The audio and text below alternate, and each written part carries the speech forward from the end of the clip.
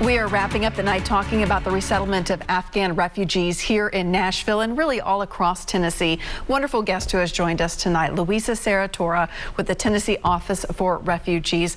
Louisa, once again, thank you for joining us. And at the very beginning of the hour, we talked about the 3 different pathways for people who are coming from Afghanistan in order to be a refugee here in the United States. They're kind of classified in 3 different ways. Can you go over those again? Because I think it's important. Sure. Yeah, so one is special immigrant visa holders, or SIVs. These are folks who have worked, partnered with the U.S. military overseas as interpreters or translators, and many of them. That is a process that has been in place for quite some time, several years. Iraqis as well, who assisted military during operations in that country. And so that is one pathway for folks to arrive. There were some folks in that SIV application process who were at the very end of that process. They just hadn't crossed that final T. And so some of those folks were evacuated as well, and they've been able to finish that process on a military base here in the US. Afghans are eligible for the regular resettlement program that we think of when we think of refugee resettlement. So those are folks that are facing persecution in their home country or a well-founded fear of persecution, and have been able to make it outside of Afghanistan and appeal to the United Nations, or who have, there's a new refugee category that is opening up where folks who have worked for other kinds of US employers, like NGOs or development organizations or media, can also be referred by their employer for consideration as refugees, if that's the reason that they are at risk.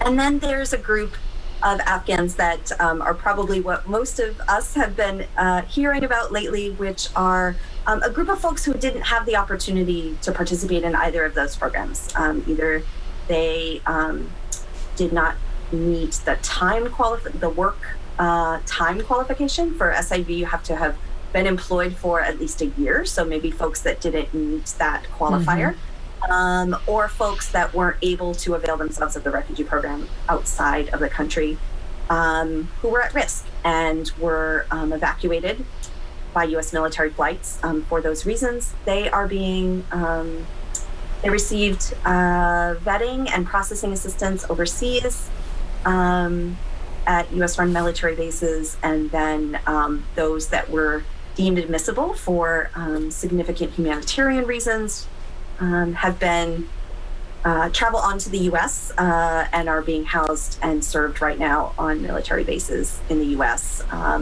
for at the completion of those services to be admitted to the US under a category called humanitarian parole. I know typically when we hear parole, it's in a law enforcement context, and that's not what it means here. So it's a little bit confusing, but it's an immigration classification for folks who are experiencing an urgent humanitarian crisis. And it's a way for folks to be admitted to the US for those reasons. It's not a permanent status. So the folks that we may see in our communities with this status, they will be applying for asylum or otherwise adjusting their status through a family connection. Some of these folks are married to a US citizen or part of a legal permanent residence family. And so there may be some other avenues in which they can adjust their status, but those that do not have those family connections, they'll be applying for asylum within a year of their arrival in the US.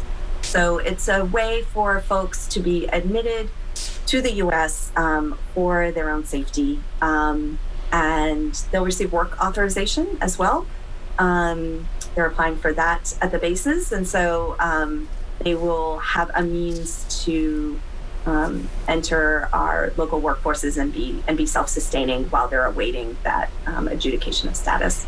We've mentioned over the past hour about Tennessee, or I guess I should say Middle Tennessee, is expecting about 350 Afghan refugees, perhaps another 25 in Knoxville and 20 in Chattanooga. But those numbers could change, higher or lower, depending on the need. I wonder how Tennessee stacks up to other states. Yeah, I have to admit I haven't seen all of the numbers across the states, so there certainly are some parts of the country that have been resettling SIVs and other Afghans at very high rates, Pacific Northwest, the Washington, D.C. area. In terms of the Southeast, my understanding is we're kind of in the middle. Some folks resettling far less and a few states resettling quite a bit more. So I think in our region, we're about in the middle. And for folks, perhaps the most important thing that we can say today, if people want to help, who should they contact here?